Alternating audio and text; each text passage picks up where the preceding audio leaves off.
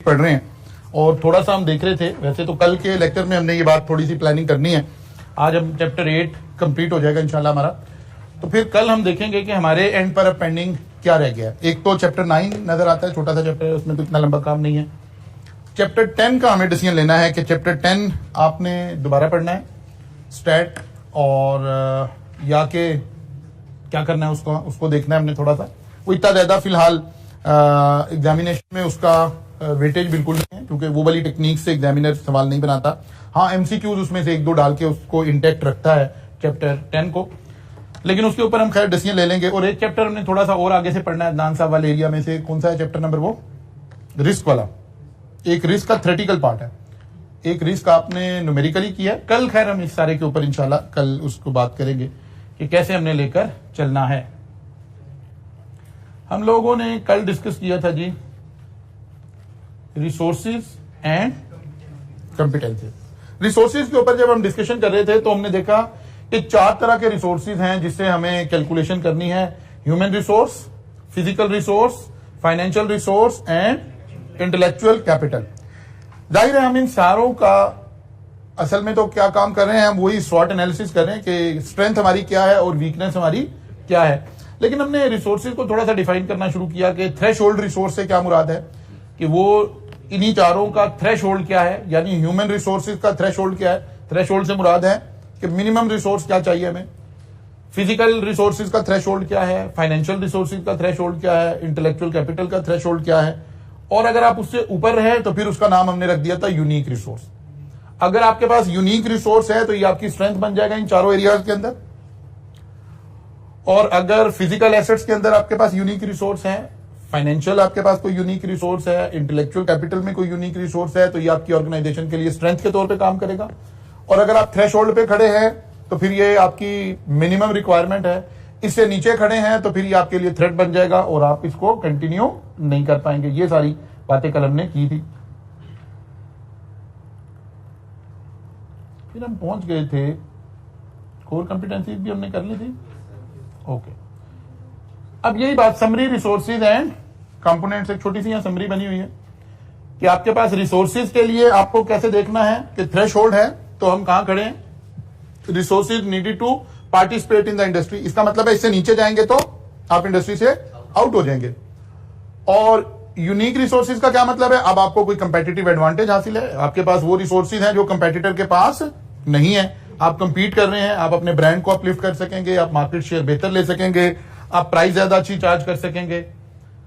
और कॉम्पिटेंसीज के अंदर भी ऐसे ही था। हमने कहा जी एक थ्रेशोल्ड कॉम्पिटेंसीज है। कॉम्पिटेंसीज क्या था, हमने कहा ये किसी काम को करने की सलाहियत का नाम है। तो कॉम्पिटेंसीज या आपके पास थ्रेशोल्ड पर हैं या आपके पास कोर कॉम्पिटेंसीज हैं।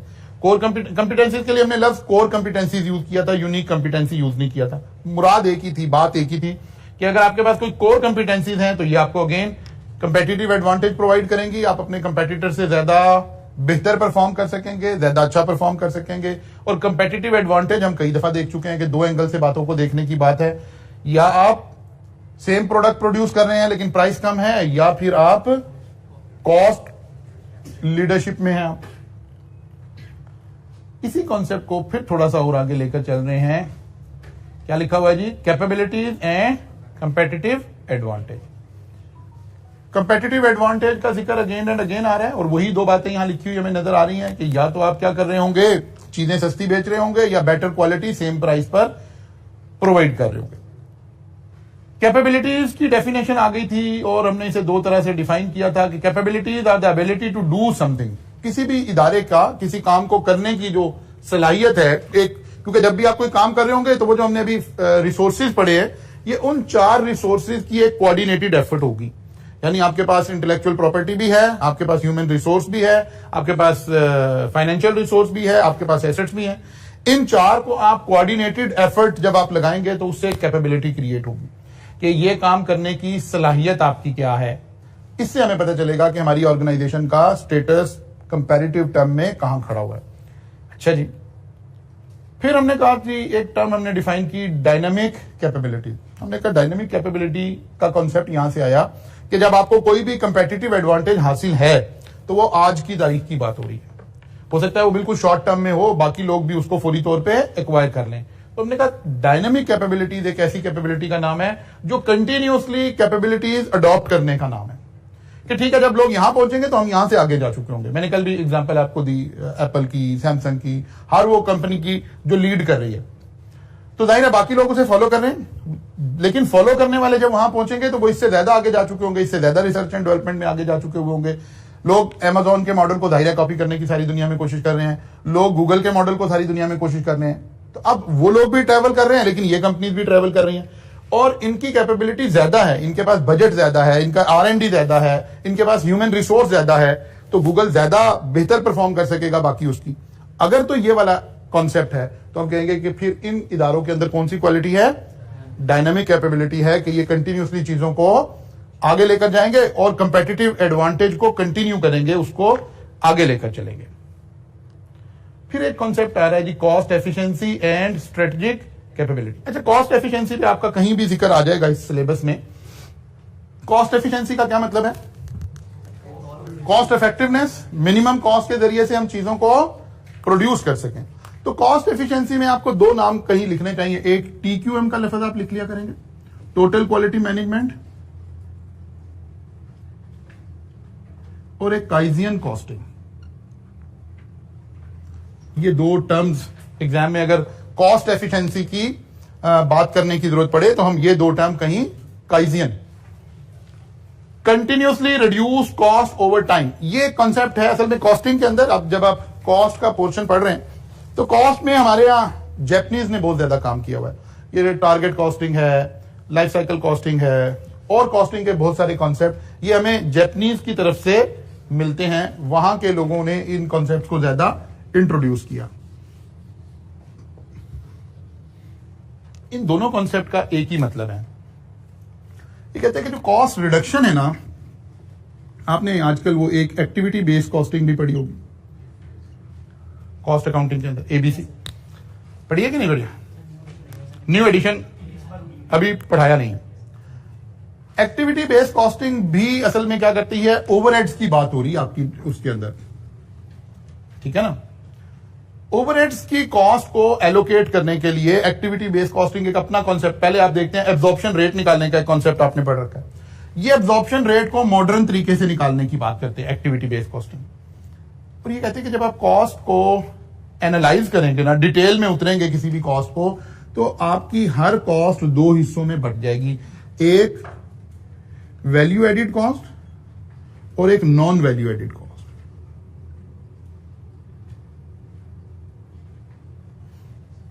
ठीक है, कॉस्ट तो हर उस चीज का नाम है जहां हमारे पैसे खर्च हो रहे हैं, लेकिन वो कहते हैं आप अपने कॉस्ट का एनालिसिस करें और कॉस्ट को कैटेगराइज करें। वैल्यू एडिड कॉस्ट का मतलब है ये वो कॉस्ट है जो कस्टमर बियर करना चाह रहा है, और अगर आप इस नाम पर उससे पैसे लेंगे तो कस्टमर आपको पैसे भी देगा।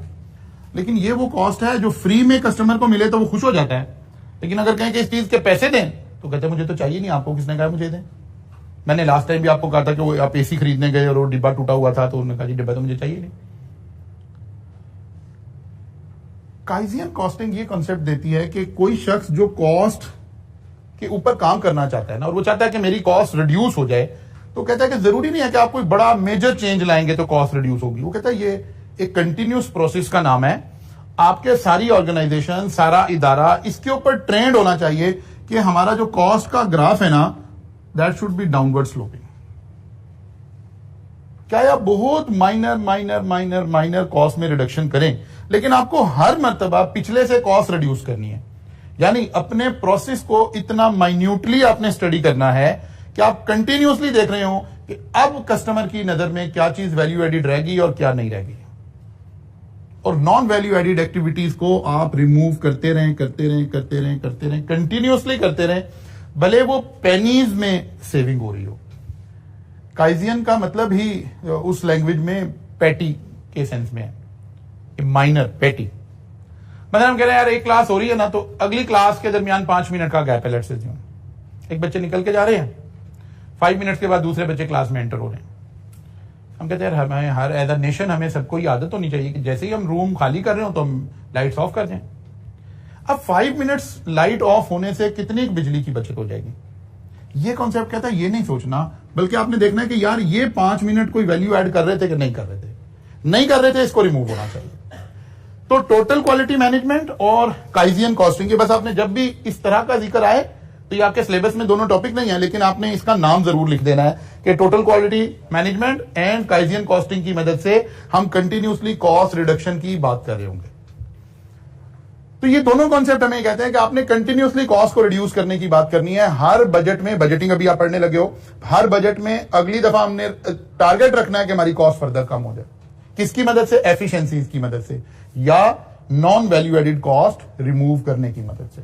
अच्छा जी, वो कह रहा जब आप ये सारा काम कर पाएंगे तो फिर जाहिर है आपकी अगर कॉस्ट कम होगी तो फिर आपको कंपेटिटिव एडवांटेज आना शुरू हो जाएगा। अगर कंपेटिटर का वेस्टेज ज्यादा है और आपका वेस्टेज कम हो गया, competitor non value added activities add कर रहा है और आपने वो रिमूव करनी है, तो ऑब्वियसली आपकी कॉस्ट सेविंग हो गई है, आप लो कॉस्ट पर चीजें बेच सकेंगे और आपको कंपेटिटिव एडवांटेज हासिल हो जाएगा। फिर वो कहते हैं ये जो एफिशिएंसीज हैं इनको अचीव करने का आपके पास दो ऑप्शन है। एक ऑप्शन है इकोनॉमीज ऑफ स्केल की और दूसरी ऑप्शन है इकोनॉमीज ऑफ स्कोप की। इकोनॉमीज ऑफ स्केल से क्या मुराद है? लार्ज, उस पर हम लार्ज स्केल पर या ऐसे पर कहें, इकोनॉमीज ऑफ स्केल को इकोनॉमिक ऑर्डर क्वांटिटी का एक कॉन्सेप्ट पढ़ा था आपने, या होल्डिंग कॉस्ट और कैरिंग कॉस्ट को हम क्या कर रहे थे कॉस्ट के अंदर। यहां भी आपने वो डेटर्स मैनेजमेंट और क्रेडिटर्स मैनेजमेंट पढ़ी है जब आपने अपने इस वाले अदनान साहब के पोर्शन में, कि हमें डेटर कितने होल्ड करने चाहिए, क्रेडिटर कितने होल्ड करने चाहिए। तो हम असल में क्या कर रहे होते हैं, कुछ चीजों को बैलेंस कर रहे होते हैं। इकोनॉमीज ऑफ स्केल का यही मतलब है कि जरूरी नहीं बल्क में ही बनाएंगे तो इकोनॉमीज ऑफ स्केल आएगी। बाद दफा किसी चीज की कोई इकोनॉमिक ऑर्डर क्वांटिटी होती है कि इस क्वांटिटी में बनाएंगे, इस मल्टीपल में बनाएंगे तो कॉस्ट मिनिमम आएगी, इसको क्रॉस करेंगे तो कॉस्ट एक्सीड कर जाएगी। वो कहते हैं इस बात को बड़ी अहमियत हासिल है, लेकिन आमतौर पर इकोनॉमीज ऑफ स्केल को हम आउटपुट लेवल के साथ ही लिंक करते हैं, क्योंकि फिक्स कॉस्ट हमारा एक मेजर पोर्शन होता है। तो जितना आप प्रोडक्शन ज्यादा करेंगे फिक्स कॉस्ट उतनी इररेलेवेंट होती जाएगी, कम होती जाएगी। हत्ता कि जब ये चाइनीज ने अपना रेवोल्यूशन प्लान किया और ये कौम हमारे से ज्यादा बुरे हालात में थी, ठीक है ना, इकोनॉमिकली हर लिहाज से नशे में डूबी हुई, बुरा हाल। लेकिन जब इन्होंने रिवाइवल किया तो इन्होंने उस वक्त अभी बिल्कुल चाइनीज कुछ नहीं थे, इन्होंने कुछ इस तरह के फोर कॉस्ट बनाए। इन्होंने कहा जी हम अक्रॉस द ग्लोब जो प्रोडक्शन हो रही है पूरी दुनिया की, उसका 50% हम प्रोड्यूस करेंगे। तो लोग हंस रहे थे उस वक्त, ये अभी नशे में डूबी हुई कौम ये क्या बातें कर रही है। लेकिन अगर आज हम देखें तो मोर और लेस शायद ऐसा ही हो गया, ठीक है ना। उस वक्त जहां बहुत सारी दूसरी बातें उन्होंने असिस्ट किया इस चाइनीज को अपना रेवोल्यूशन प्लान करने में, वहां एक ये कॉन्सेप्ट भी था कि गवर्नमेंट ने दो बड़े कॉन्सेप्ट उस वक्त वहां इंट्रोड्यूस किए अवाम को। और उन्होंने कहा जी आप प्रोड्यूस करें, जो कुछ आप प्रोड्यूस कर सकते हैं ना, जो आपकी कैपेबिलिटीज है आप प्रोडक्शन हमें दे दें, जो भी आप प्रोड्यूस करेंगे गवर्नमेंट उसको बाय कर लेगी कॉटेज इंडस्ट्री से। और गवर्नमेंट का जो एक्सपोर्ट प्रोसेसिंग जोन है ना, दैट विल डिसाइड कि यार ये चीज दुनिया के किस हिस्से में बेची जा सकती है, कैसी क्वालिटी है और दुनिया के किस हिस्से में बेची जा सकती है। तो जो कॉटेज इंडस्ट्री वाले लोग थे ना, स्मॉल इंडस्ट्रीज वाले लोग थे, हमारे यहां भी दुनिया की हर जगह पर जो कॉटेज इंडस्ट्री है उसे सबसे बड़ा मसला होता है कि यार मैं अपनी चीजें सेल कहां करूंगा। उन्होंने वो हर्डल रिमूव कर दिया। उन्होंने कहा सेल आपका मसला नहीं है, आपको मार्कर बनाने आते हैं, आप मार्कर बनाने शुरू करते हैं। आपको कोई छोटी छोटी बास्केट्स बनानी आती हैं, आप वो बनानी शुरू करते हैं। आपको टॉयज बनाने आते हैं, वो बनाने शुरू करते हैं। Government will buy.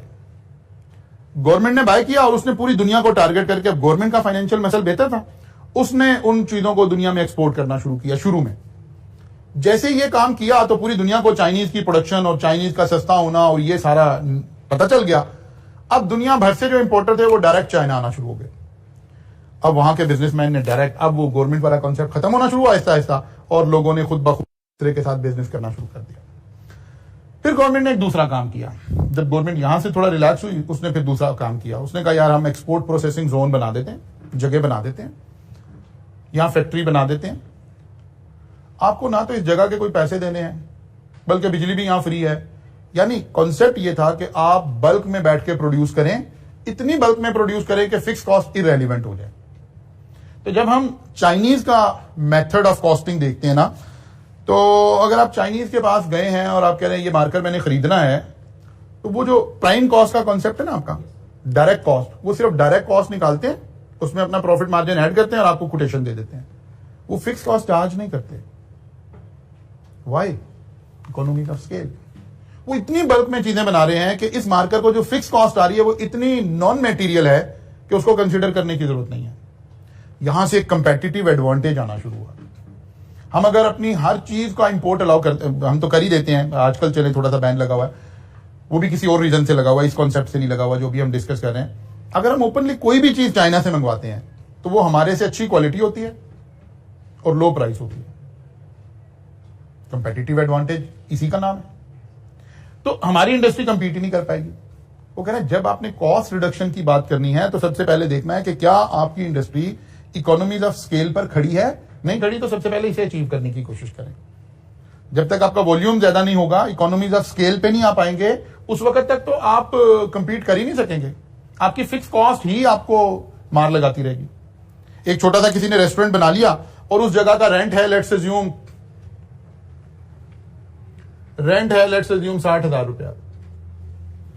अब रेस्टोरेंट चल नहीं रहा, इसको फिक्स कॉस्ट ही 2,000 रुपया पर डे आ रही है रेंट की। ये कंपीट ही नहीं कर सकेगा। ये थोड़े से मील्स इसके सेल होते हैं, ये उस 2,000 को जब उसमें डालता है देखता है यार ये तो नुकसान हो गया। फिर और फिक्स कॉस्ट भी होगी, जाहिर है वर्कर भी होंगे, फलां भी होगा, फलां भी होगा। एक रेस्टोरेंट है उसका भी 60,000 ही रेंट है, लेकिन वो खूब चल रहा है। उसको ये देखने की जरूरत ही नहीं कि पर कस्टमर मेरा रेंट कितना आ रहा है, क्योंकि वो इकोनॉमीज ऑफ स्केल पे काम कर रहा है। तो सबसे पहले वो कह रहे हैं कि आपको क्या करना पड़ेगा, इकोनॉमीज ऑफ स्केल के ऊपर फोकस करना पड़ेगा, ताकि लार्ज वॉल्यूम में आप काम कर रहे हो तो फिर चीजों में कॉस्ट आपकी खुद ब खुद क्या होनी शुरू हो जाएगी, रिड्यूस होना शुरू हो जाएगी। फिर एक दूसरा कॉन्सेप्ट लिखा हुआ है इकोनॉमीज ऑफ स्कोप। एक तो है इकोनॉमीज ऑफ स्केल का तो मतलब है ज्यादा बड़े वॉल्यूम पर काम करना, हाई वॉल्यूम पर काम करना। इकोनॉमीज ऑफ स्कोप का मतलब है ऐसे काम करना कि जिससे आपकी कॉस्ट रिड्यूस हो जाएगी। मसलन मैं कोई एक इंडस्ट्री लगा रहा हूं और मेरी इंडस्ट्री का कोई एक वेस्टेज जो है ना वो क्रिएट होता है और मेरे पास इसका कोई इस्तेमाल नहीं, मैं इसको सेल कर देता हूं 2 रुपीज पर केजी के हिसाब से। लेकिन साथ वाले कंपेटिटर ने यही इंडस्ट्री लगाई है, वो इस रॉ मटेरियल को एज अ इनपुट यूज करके वो एक बड़ी वैल्यू एडेड चीज प्रोड्यूस कर रहे हैं। इसका मतलब है मैं इकोनॉमीज ऑफ स्कोप पे नहीं खड़ा हुआ, मैं फिर नहीं कंपीट कर पाऊंगा, बिकॉज वो इस चीज को जिसे मैं 2 रुपीज पर केजी सेल कर रहा हूं वो इसमें वैल्यू एडिशन करके यहां से प्रॉफिट कमा रहा है। अल्टीमेटली वो मेरे से ज्यादा प्रॉफिटेबल हो जाएगा, मैं फिर नहीं कंपीट कर पाऊंगा। इसका मतलब है अगर किसी इंडस्ट्री से जुड़ा हुआ कोई ऐसी प्रोडक्ट है, कोई ऐसा चीजें हैं कि जो आप अगर वो भी साथ काम करेंगे तो फिर आप ज्यादा बेहतर परफॉर्म करेंगे, तो फिर आप इकोनॉमीज ऑफ स्कोप के ऊपर खड़े हुए होंगे। जैसे हमारी शुगर इंडस्ट्री है, शुगर इंडस्ट्री के अंदर आपने शुगर बन गई, शुगर बनने के बाद एक वो बच जाता है शुगर का एक कंटेंट, वो शुगर को रिफाइन करते हुए उसको निकाल लिया जाता है और बाद में वो उसको एज अ वो आयरन का बड़ा अच्छा सोर्स होता है, राब उसको हम लोकल लैंग्वेज में उसको राब बोलते हैं, अभी इंग्लिश नेम मेरे ध्यान में नहीं आ रहा उसका।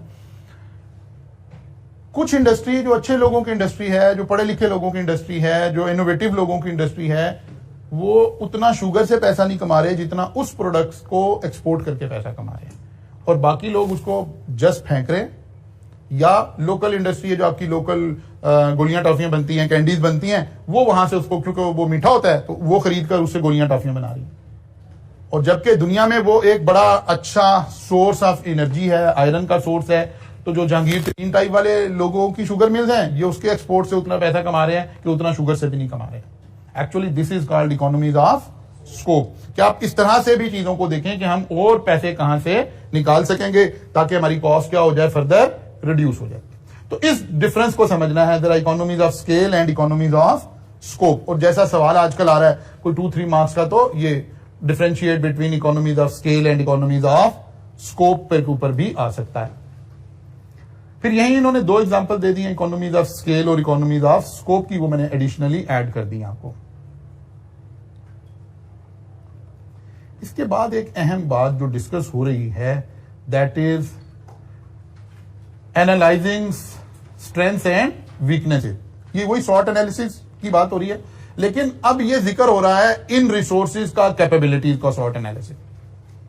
यानी वो कह रहा है जब आप strength and weaknesses in 4 area में इवैल्यूएट करने लगे तो आपको फॉलोइंग क्वेश्चंस अपने आप से पूछ लेने चाहिए। क्वेश्चन नंबर 1 क्या है जी, what are the resources of the entity. जिस एंटिटी का आप ऑडिट करने लगे हैं, सॉर्ट एनालिसिस करने लगे हैं, पहले पूछे उसमें कौन कौन से रिसोर्सेज हैं, किन हेड्स में, उन्हीं 4 हेड में। कौन कौन से जी? Human resources, financial resources, physical assets का रिसोर्सेज एंड इंटेलेक्चुअल। वो कहता है पहले तो ये पता करें कि जिस इंडस्ट्री के बारे में आप बात कर रहे हैं वहां कौन से रिसोर्सेज हैं भी कि नहीं है। Number 1, which of this resources are unique और स्पेशल। क्या हमारे पास कोई यूनिक या स्पेशल रिसोर्सेज हैं, या हम थ्रेशोल्ड पे काम कर रहे हैं? तो अगर थ्रेशोल्ड पे काम कर रहे हैं तो फिर तो स्ट्रेंथ तो कोई नहीं है, लेकिन अगर आप थ्रेशोल्ड या उसके आसपास काम कर रहे हैं तो वीकनेसेस है कि बाकी लोगों के पास कोई यूनिक रिसोर्स है, आपके पास कोई यूनिक रिसोर्स नहीं है। Will requirement for resources change. और फिर ये भी देखें कि जिस इंडस्ट्री में आप काम कर रहे हैं क्या उसमें चेंजिंग एनवायरनमेंट है, डायनेमिक एनवायरनमेंट है, या बस ऐसे ही है, बिजनेस एनवायरनमेंट स्टेबल है और उसी तरह ही चल रहा है। अब ये बात जो है ना, ये बड़ी सब्जेक्टिव मैटर है। मतलब हम आज से कोई 5 साल पहले जब यही टॉपिक पढ़ाते थे तो हम कहते थे कि स्टेबल एनवायरनमेंट के लिए हम आमतौर पर एक एग्जांपल दे दिया करते थे कि ये जो ब्रिक्स बना रही है कंपनी, भट्टे जो ईंटें बना रहे हैं, this is a stable environment. कि आप देखें वो एक ईंट बन रही है सदियों से उसी तरह चलती जा रही है, तो वहां कोई भी डायनेमिक एनवायरनमेंट कोई नहीं है। ईंट बन रही है, भट्टे में पक रही है, आ रही है, इमारतें बन रही हैं। लेकिन आज अगर मैं ये एग्जांपल दूं तो मेरे अंदर से आवाज आएगी कि नहीं यार ये तो मैं ठीक बात नहीं कह रहा हूं। तो वहां भी चेंज आने शुरू हो गया है। ठीक है, कंक्रीट के ब्लॉक्स आना शुरू हो गए। फिर कंक्रीट के ब्लॉक्स तो चले, हमारे रीजन में जहां हम रह रहे हैं यहाँ कंक्रीट के ब्लॉक्स इतने ज्यादा वो नहीं है, लेकिन अब वो एक ऐश की वो आना शुरू हो गई हैं, ब्रिक्स आना शुरू हो गई हैं। वो एक खास प्रोसेस से बनती हैं, वो भट्टे में पकती नहीं है। पहली बात तो ये, जब से ये आपके यहाँ अभी वो हुआ ना स्मोक का इशू और वो टेक्नोलॉजी, फिर जाहिर है वो जिसे हम कहते हैं ना जरूरत इजाद की माँ है, कि जब हमारे यहाँ स्मोक के और ये वाले इश्यूज आने शुरू हुए तो वो टेक्नोलॉजी हमारे यहाँ भी आना शुरू हो गई कि ये क्या करते हैं, ये डिफरेंट इंडस्ट्रीज का जो जहां कोयला जल रहा होता है ना, वहां से कुछ एशेज कलेक्ट की जाती हैं उस इंडस्ट्री से, वो एज अ रॉ मटेरियल आता है और इन ईंटों को पकाया नहीं जाता, बल्कि ये कंपैक्ट करके खास प्रोसेस के जरिए, छोटी सी मशीन होती है, इसका भट्टा लगाने के लिए ये रूम काफी है, बस इतनी सी मशीन होती है, उसके ऊपर ईंटें बन रही होती हैं और इनकी स्ट्रेंथ ज्यादा अच्छी है, इनकी क्वालिटी ज्यादा अच्छी है, इनकी ये एक डाई के अंदर बन रही हैं, ये सब बिल्कुल एक जैसे साइज की हैं। फिर इसमें ये वाले जो मसाइल हमें आते हैं, ये जो फंगस लगने के जो मसाइल आते हैं, जिसे शोर और इस तरह के ये जो मसाइल आते हैं, जमीन में ये होता है, वहीं से बनना शुरू होता है। अब इसका क्योंकि सोर्स ही जमीन नहीं है, तो आप एक दफा पेंट कर देंगे तो पेंट आपका साला साल चलता रहेगा।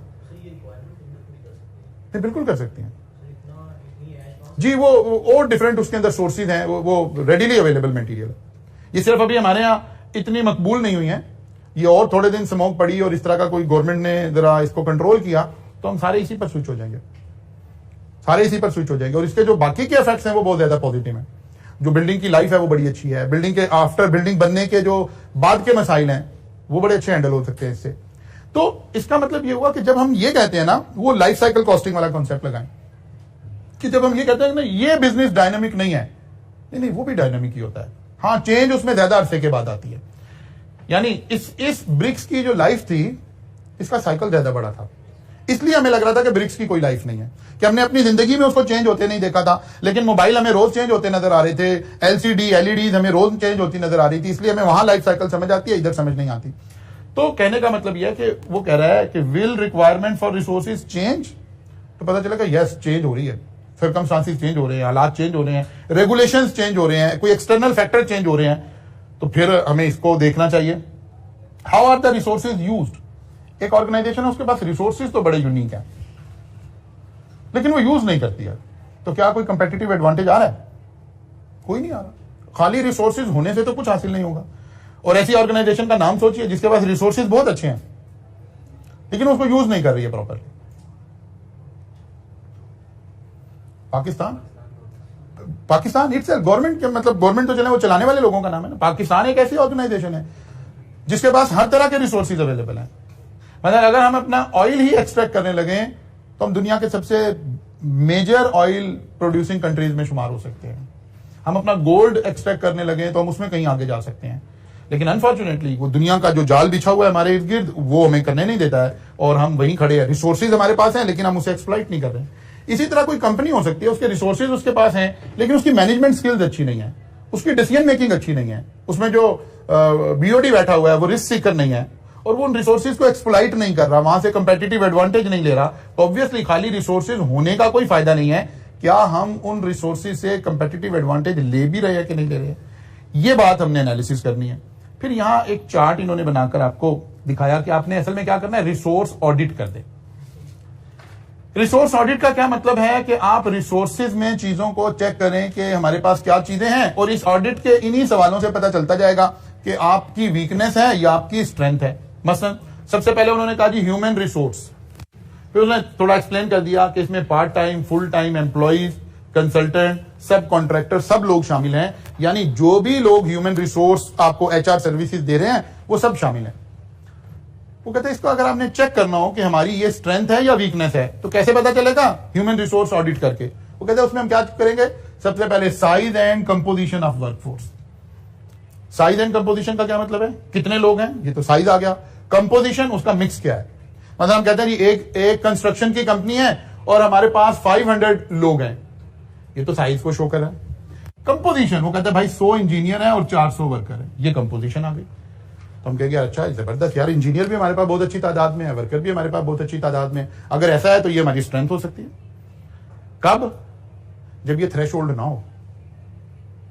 और अगर बाकी कंपनी के पास, किसी के पास 100 लोग हैं, किसी के पास 150 लोग हैं और हमारे पास 500 लोग हैं और हमारी कंपोजिशन भी बड़ी अच्छी है, तो ये हमारी स्ट्रेंथ हो सकती है। और अगर बाकियों के पास 1500 हैं तो फिर ये हमारी वीकनेस को शो कर रही है। इसका मतलब है हम कहीं थ्रेशोल्ड के आसपास खड़े। एफिशिएंसी ऑफ द वर्कफोर्स, हमारी वर्कफोर्स एफिशिएंट कितनी है, ये भी हमारी स्ट्रेंथ हो सकती है। मतलब हम कंस्ट्रक्शन कंपनी है, हम कहते हैं हमारे पास ऐसी लेबर है, हमारे पास ऐसे मिस्त्री हैं कि आमतौर पर, मैं ऐसी रफ बोल रहा हूं बातें, आमतौर पर एक मिस्त्री एक दिन में 500 ब्रिक्स इस्तेमाल करता है, यानी 500 ईंटें से दीवार बना देता है। लेकिन हमारे पास ऐसे मिस्त्री हैं वो 700 ईंटें इस्तेमाल करते हैं, तो हमारी ज्यादा एफिशिएंट लोग हैं, हमारी कॉस्ट कम आ रही होगी, ये हमारे लिए कंपेटिटिव एडवांटेज हो सकता है। और अगर अदर वे राउंड है तो फिर ये हमारी क्या बन रही होगी, वीकनेस बन रही होगी। Flexibility of workforce, flexibility of workforce का मतलब है कि हमारे पास क्या ये सारे फिक्स सैलरी पर है,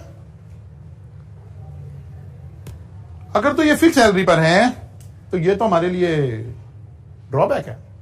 अगर हमें प्रोजेक्ट ना मिला तो 500 लोगों को सैलरी तो देनी पड़ेगी। और अगर ये फ्लेक्सिबल है कि नहीं, हमारा इनके साथ कॉन्ट्रैक्ट है कि हम जब भी बुलाएंगे ये आ जाएंगे और जब हमें नहीं जरूरत होगी ये चले जाएंगे, इसको कहते हैं फ्लेक्सिबिलिटी। इसका मतलब है ये तो बड़ी जबरदस्त बात है, अगर हमें 2 प्रोजेक्ट और मिल गए तो फिर हम और लोगों को बुला लेंगे। अगर फ्लेक्सिबिलिटी नहीं है तो ये फिर हमारे लिए ड्रॉबैक बन रहा होगा। रेट ऑफ लेबर वेस्टेज या लेबर टर्नओवर, कितने लोग हमें छोड़ कर जा रहे हैं, अगर ज्यादा लोग छोड़ कर जा रहे हैं तो ये हमारे लिए वीकनेस है। और अगर हमारा रिटेंशन रेट बहुत अच्छा है तो फिर ये हमारा स्ट्रेंथ है कि हमारा जो ट्रेन्ड रिसोर्स है वो हमारे पास रिटेन हो रहा है। Labour relation between management and workers, हमारे हालात क्या हैं, पीआईए वाले हालात हैं कि हर वक्त मैनेजमेंट और वर्कर वहां लड़ रहे हैं, स्ट्राइक्स हो रही हैं, तो फिर तो ये हमारे लिए वीकनेस है। लेकिन अगर हम कहते हैं नहीं बड़े आइडियल हालात हैं, हमारे यहाँ कभी भी आज तक स्ट्राइक नहीं हुई है, कोई मसला होता है लेबर मैनेजमेंट बैठकर उसको रिजॉल्व कर लेती है, फिर ये हमारी स्ट्रेंथ बन जाएगी। स्किल, एक्सपीरियंस, क्वालिफिकेशंस, अगर ये थ्रेशोल्ड से ऊपर है सारी चीजें तो हमारे लिए बड़ी जबरदस्त बात है। और अगर ये सारी चीजें, हमारी स्किल, एक्सपीरियंस, हमारे क्वालिफिकेशन थ्रेशोल्ड लेवल पर खड़ी हैं तो फिर हमें सोचना चाहिए, फिर हमारे लिए थोड़ी सी प्रॉब्लम आ गई। एनी पर्टिकुलर एक्सपर्टाइज, कोई खास एक्सपर्टीज हमारी लेबर के पास है, बाकियों के पास नहीं है, ये तो बड़ी जबरदस्त यूनिक सेलिंग फीचर हो सकता है हमारा। और अगर बाकियों के पास है और हमारे पास नहीं है तो फिर ये बहुत बड़ा ड्रॉबैक हो सकता है। लेबर कॉस्ट, सैलरी, वेजेस, इस तरह की चीजों से हम एचआर का ऑडिट कर रहे होंगे। ऑडिट से मतलब है देख रहे होंगे कि हमारी स्ट्रेंथ्स क्या है और हमारी वीकनेसेस क्या है। फिर इसी तरह मैनेजमेंट के एरिया में घुस जाए, size of the management team, कितने लोग हैं, हिस्टोरिकल परफॉर्मेंस, इस कंपनी की हिस्टोरिकल परफॉर्मेंस क्या है। उधर आप सी लॉ में और बाकी सब्जेक्ट्स में इस तरह की चीजें पढ़ते हैं कि हम 5 साल की पीछे परफॉर्मेंस कंपनी की बता रहे होते हैं, जो फाइनेंशियल। और अगर आप किसी लिस्टेड कंपनी की परफॉर्मेंस उठाए ना, मतलब चलो मालकों की कंपनी उठा लें, फौजी फर्टिलाइजर की जाके आज निकाल लें, एफएफसी, ठीक है, तो फौजी फर्टिलाइजर की लिस्टेड कंपनी है क्योंकि इसकी आपको बैलेंस शीट मिल जाएगी, फाइनेंशियल स्टेटमेंट मिल जाएंगे 2021 के 22 तो अभी क्लोज हुआ है, तो वो आप डाउनलोड कर लें पीडीएफ के अंदर, तो आपको वहां पिछले 5 साल की हिस्ट्री नजर आ रही होगी कि अर्निंग पर शेयर कैसे इंक्रीज हो रही है, सेल कैसे इंक्रीज हो रही है, बाकी चीजें कैसे इंक्रीज हो रही हैं। अगर ये इंक्रीज हो रही हैं तो ये मैनेजमेंट की स्ट्रेंथ शो हो रही है ना। और अगर किसी कंपनी में कॉन्स्टेंटली ये डाउन आ रही है, पीआईए की उठा लें, तो फिर ये कॉन्स्टेंटली डाउनफॉल नजर आ जाएगा आपको, तो पता चलेगा कि यहां की मैनेजमेंट अच्छी है और यहां की मैनेजमेंट बुरी है। तो ऐसे हमें historical performance of the management पता चलेगी कि मैनेजमेंट ने कैसे परफॉर्म किया, तो यहीं से पता चलेगा स्ट्रेंथ है या वीकनेस है। Skills of the manager, manager अगर हमारे स्किल्स वाले हैं तो जाहिर है हमारी स्ट्रेंथ है। Nature of management structure, the division of authority and responsibility. Nature of management structure, management structure दो तीन तरह के होते हैं। एक को हम कहते हैं ब्यूरोक्रेटिक स्टाइल ऑफ मैनेजमेंट, एक को हम कहते हैं फंक्शनल ऑर्गेनाइजेशन, एक को हम कहते हैं डिविजनल ऑर्गेनाइजेशन। आमतौर पर बड़ी ऑर्गेनाइजेशन डिविजनल स्ट्रक्चर में खड़ी होती हैं। डिविजनल स्ट्रक्चर से हमें फायदा होता है कि हर डिवीजन की परफॉर्मेंस अलग अलग निकाली जा सकती है, ठीक है ना। मसलन केएनएन की एग्जांपल ले लेते हैं। केएनएन समझता है कि यार मेरे दो मेन कस्टमर हैं, एक डोमेस्टिक कस्टमर है और दूसरे कमर्शियल कस्टमर है। डोमेस्टिक कस्टमर में आप हम सारे बैठे हैं, हमारे घरों में जो नगेट्स और जो बाकी केएनएन की प्रोडक्ट्स यूज हो रही, और केएफसी के अंदर, मैकडोनल्ड के अंदर, पिज्जा हट के अंदर जो केएनएन की प्रोडक्ट यूज हो रही है वो इसके कमर्शियल कस्टमर है। एक मैनेजमेंट स्ट्रक्चर ये है कि हम कहें यार हमने केएनएन की as a whole profit calculate करना है, कंपनी ने क्या कमाया, इसको कहते हैं फंक्शनल स्ट्रक्चर। एक है कि नहीं यार हमने देखना है डोमेस्टिक से क्या कमाया, इससे क्या कमाया, इसको कहते हैं डिविजनल स्ट्रक्चर। या जैसे होंडा की एग्जांपल है, आप फर्ज कर लें होंडा की 5 गाड़ियां आपकी कंट्री में है, तो अगर हम हर गाड़ी की अलग अलग प्रॉफिटेबिलिटी कैलकुलेट करना चाह रहे हो तो इसको क्या कहते हैं, डिविजनल स्ट्रक्चर। और अगर होंडा एज अ होल देखना चाह रहे हो तो इसको क्या कहते हैं, फंक्शनल स्ट्रक्चर। अच्छा जी, फिर आ गया जी raw material cost as a percentage of total cost. आपकी रॉ मटेरियल कॉस्ट कितनी है, ये बड़ी अहम बात है। वो इंडस्ट्रीज जिसमें रॉ मटेरियल की कॉस्ट बड़ी मेजर कॉस्ट है, इसका मतलब है उनका रिलायंस इनपुट मटेरियल के ऊपर ज्यादा है। अगर उसकी प्राइस बढ़ गई, अगर उसकी अवेलेबिलिटी कम हो गई, अगर कोई और प्रॉब्लम आ गई तो ये इंडस्ट्री ज्यादा प्रॉब्लम में चली जाएगी। और कुछ इंडस्ट्री है जिसकी कॉस्ट जो है ये वाली कॉस्ट कम है, तो इसका मतलब है उनका रिलायंस इन चीजों के ऊपर रिलेटिवली कम है। सोर्सेज, सप्लाई, ये वो सप्लाई चेन पीछे वाले टॉपिक को भी ध्यान में लें। कहां से मटेरियल खरीद रहे हैं, अच्छा जी इंपोर्ट कर रहे हैं, अगर इंपोर्ट पे बैन हो गया तो क्या होगा, किससे माल खरीद रहे हैं, कहता जी एक ही बंदा है, कहते हैं तो आपकी पोजीशन बड़ी वीक है, फिर उसकी तो पोजीशन बड़ी हाई है। तो ये देखना है कि कहां से खरीद रहे हैं, कितने सप्लायर हैं, ताकि हमें पता चले कि हमारी पोजीशन बेहतर है या सप्लायर की पोजीशन बेहतर है। तो जाहिर अगर हमारी बेहतर होगी तो स्ट्रेंथ बन जाएगी, सप्लायर की बेहतर होगी तो वीकनेस बन जाएगी। अवेलेबिलिटी, क्या ऐसा तो नहीं है कि रॉ मटेरियल ही नहीं मिलता, आप ऐसी इंडस्ट्री में काम कर रहे हैं, नहीं वो कहते हैं रॉ मटेरियल जितना कहेंगे मिल जाएगा, इसका मतलब है हम बेहतर है। और अगर रॉ मटेरियल की अवेलेबिलिटी प्रॉब्लम पड़ जाती है तो फिर तो हम बड़ी मुश्किल में है। फ्यूचर प्रोविजन, इस तरह की कोई फ्यूचर में क्या चेंज आने वाली है, कोई स्केसिटी तो नहीं क्रिएट होने वाली, कोई मटेरियल शॉर्ट तो नहीं होने वाला, वेस्टेज कितनी है, इस तरह की चीजें हैं। फिर non current assets, non current assets क्या थे हमारे, सारी प्रॉपर्टी, प्लांट, इक्विपमेंट। अब सबसे पहले तो देखना पड़ेगा कि वो हैं क्या इस इंडस्ट्री में। बस अगर हम एक ऑडिट फर्म का एनालिसिस कर रहे हो तो नॉन करंट एसेट की कोई वैल्यू नहीं, ठीक है ना। कोई प्लांट मशीनरी कुछ भी नहीं, तो चंद कंप्यूटर और प्रिंटर पड़े हैं, वो तो कोई भी ले आएगा, कोई भी बना लेगा, इसकी कोई अहमियत नहीं है। लेकिन अगर कोई बड़ी हाईटेक इंडस्ट्री की बात हो रही है जहां सारा काम ही मशीनों से होना है, तो फिर तो सारी बात उसकी है। मतलब टिन पैक की मैंने पहले भी एग्जांपल क्लास में आपको कोट की थी कि ये जो आपके टिन पैक्स आ रहे हैं, अब टिन पैक में ये प्लांट इतना वो है, महंगा है कि इवन पाकिस्तान में कोक और पेप्सी के पास ये प्लांट नहीं है और उन्हें आउटसोर्स करवाना पड़ रहा है, किसी और से फिलिंग लेनी पड़ रही है। अब यहां नॉन करंट एसेट बहुत ज्यादा अहमियत के हामिल हो गए, तो सबसे पहले तो देखना पड़ेगा। फिर देखना पड़ेगा कि अच्छा करंट एसेट हैं, अहम हैं, कितने पुराने हो गए हैं, उनकी लाइफ कितनी हो गई है, कितनी रह गई है, ये पुराने होकर ज्यादा अहम होते जा रहे हैं या कि खराब होते जा रहे हैं। मतलब एक प्रॉपर्टी कंस्ट्रक्शन कंपनी है, उनके पास प्लॉट पड़े हुए हैं, वो जितने पुराने हो रहे हैं उतनी उनकी वैल्यू बढ़ रही है। लेकिन एक कंप्यूटर मैन्युफैक्चरर है, उसके पास पुराने कंप्यूटर बहुत ज्यादा पड़े हैं, तो उसका तो नुकसान हो रहा है। तो देखना पड़ेगा कि किस तरह के हैं, किस तरह की उनकी नेचर है। व्हाट अमाउंट द सेल्स, अच्छा एक हम रेशो कैलकुलेट कर लेते हैं रेशो एनालिसिस की तरह से कि कितना पैसा लगाकर हमने कितना प्रॉफिट कमाया, यानी नॉन करंट एसेट में जो टोटल इन्वेस्टमेंट आ रही है वो, और जो प्रॉफिट आ रहा है इसको डिवाइड करके हम देखते हैं कि 1 रुपए के अगेंस्ट हम कितनी इन्वेस्टमेंट हमने की हुई है। ये एक रेशो निकालने का तरीका है। फिर देखना है कि टेक्नोलॉजिकली हम एडवांस हैं या आउटडेटेड हैं।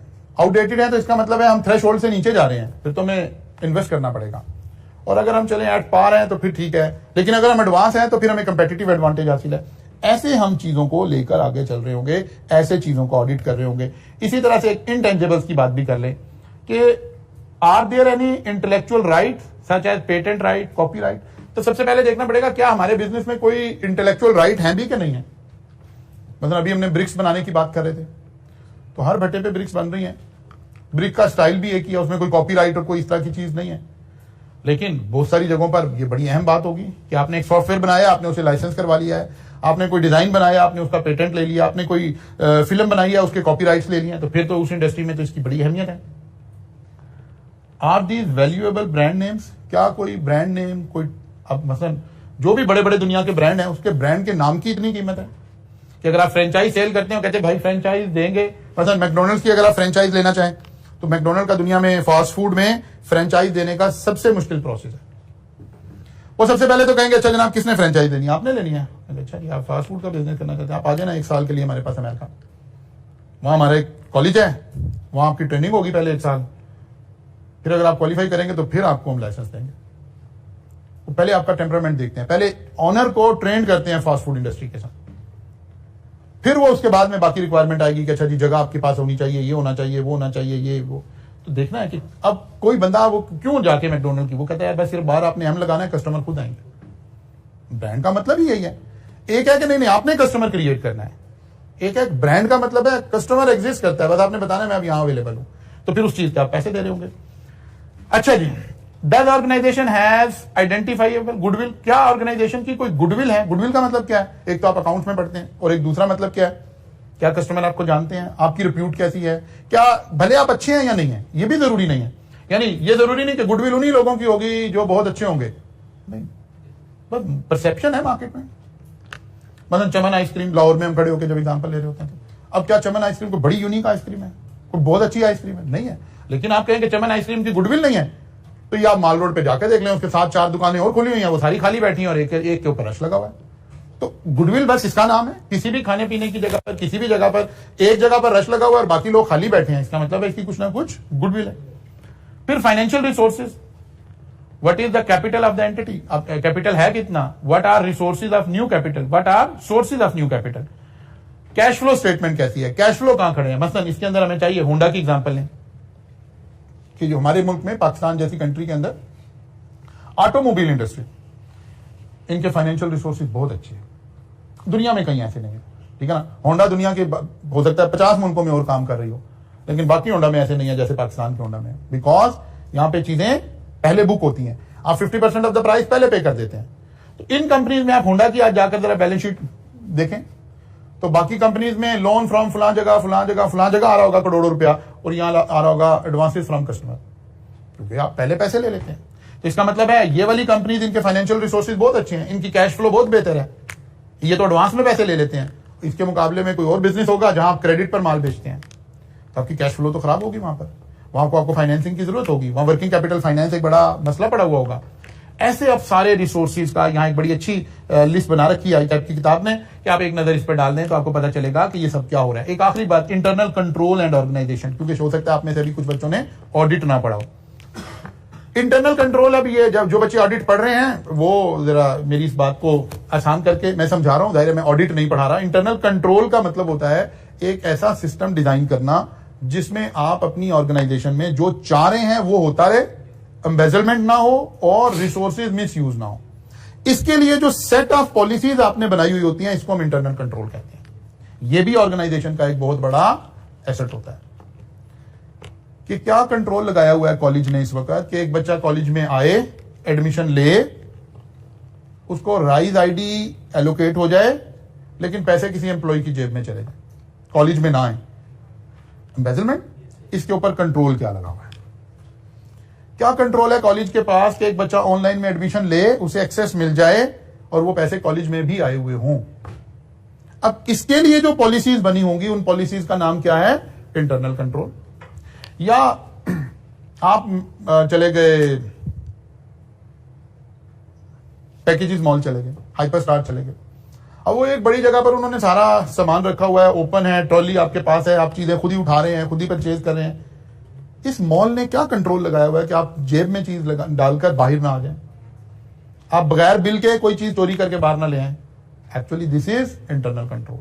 तो इंटरनल कंट्रोल हमें देखना है कि कितने इफेक्टिव हैं, कितने बेहतर डिजाइन हैं। फिर बाद दफा हम इंटरनल कंट्रोल बड़ा अच्छा डिजाइन कर लेते हैं लेकिन अप्लाई नहीं हुआ होता। खाली डिजाइन करने से तो कुछ फायदा नहीं होगा, फिर तो हम पाकिस्तान बन जाएंगे। हमने हमेशा से बहुत अच्छी पॉलिसीज डिजाइन की, सारा कुछ किया, लेकिन इंप्लीमेंट नहीं की, और हमारे ही बनाए हुए फार्मूला बाकी कंट्रीज ने इस्तेमाल करके वो बहुत आगे चले गए बिकॉज उन्होंने उनको अप्लाई भी कर दिया। तो वो कह रहा है कि यार ये सारा काम करके आपको पता चल जाएगा कि आपकी स्ट्रेंथ्स क्या है, वीकनेसेस क्या है। फिर इसने स्वॉट एनालिसिस को यहां दोबारा लाकर इनके साथ लिंक करके आपको बता दिया। ठीक है, इसको आप रीड कर लेंगे। यहां स्वॉट एनालिसिस शुरू हो गया। ऐसे हमारा चैप्टर 8 जो है वो अपने इख्तिताम को पहुंच जाएगा। थ्रेटिकल अभी वो ज्यादा इसमें से ना थ्रेटिकल पूछ रहा है, वैसे देगा कैसे ये यहां नजर हमें थोड़ा सा आ रहा है। आगे 2-3 सवाल हमें नजर आएंगे, कल आएंगे तो डिस्कस करेंगे। रीड आउट करना है, इस सारे को रीड आउट करना है, इस सारे को रीड आउट करना है। कल आएंगे तो यहाँ 2 सवाल नजर आ रहे हैं पीछे एंड पर, फिर इनको सॉल्व करेंगे तो फिर यहां से देखेंगे। अभी तक जो ज्यादा मिजाज है हमारे मेरे वाले एरिया का, वो एग्जामिनर थ्रेटिकली पूछकर इसमें से गुजारा आगे चला रहा है। लेकिन किसी भी सिनेरियो में, जैसे हमने शुरू में देखा था कि पेस्टल एनालिसिस और उसके अंदर ये सब उसी एक सवाल में असल में सब कुछ फुलफिल हो जाएगा, क्योंकि यहां से भी आप हर दफा क्या देख रहे हैं, आपकी स्ट्रेंथ क्या है और आपकी वीकनेसेस क्या है। तो कल एक आधा सवाल करेंगे इसके ऊपर इंशाल्लाह क्वेश्चन 8 चैप्टर 8 के एतबार से, फिर आपको थोड़ी सी वो बात भी क्लियर हो जाएगी। कल मुलाकात होगी, यहां से आगे चलेगी। लेकिन इसको रीड कर लें सबसे पहले। आप कल जब आए तो ये आपने सारा रीड कर लिया हुआ।